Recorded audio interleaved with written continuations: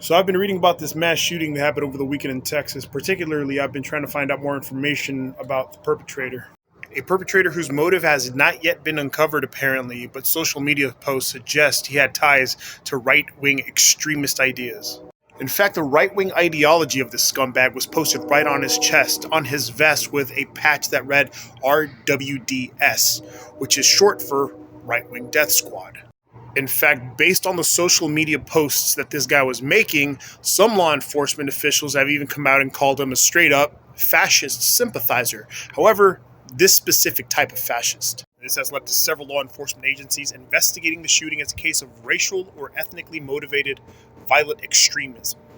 Nothing new for a country where its law enforcement has identified white nationalist extremism or white supremacist extremism as one of the biggest threats to national security to the country. And the mass shooting itself is not surprising for a country that only in the fifth month of the year is already at 202 mass shootings, at least according to the Gun Violence Archive, which defines a mass shooting as a shooting with 4 or more victims. It also shouldn't come as a surprise that the shooting happened in a red state, when data shows that in 2020, 8 out of 10 states with the highest murder rates voted for the Republican nominee. In other words, red states. Between 2000 and 2020, Trump voting states, red states, had 12% higher murder rates than blue states. And it shouldn't come as a surprise when the top 10 states with the highest gun violence are red states. When we look at the top 15 states with the lowest gun death rates in this country, all of them are blue, except for 2 of them.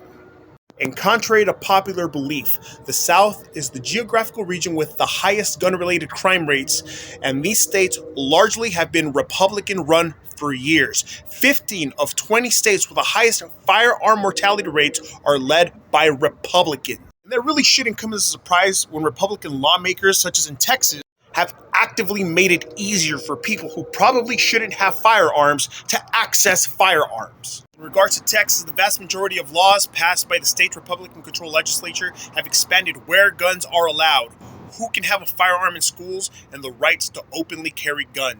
And although Republicans like Abbott will tell you that the problem is not guns, but rather mental health, let's not forget that when steps are taken to address mental health, such as in the American Rescue Plan, where $12 billion was set aside to address mental health issues, Republicans vote against it. They won't do anything about mental health. They won't do anything about guns. In fact, they loosen gun restrictions, and as a result, supremacist gets a gun and goes on a spree. Vote them out.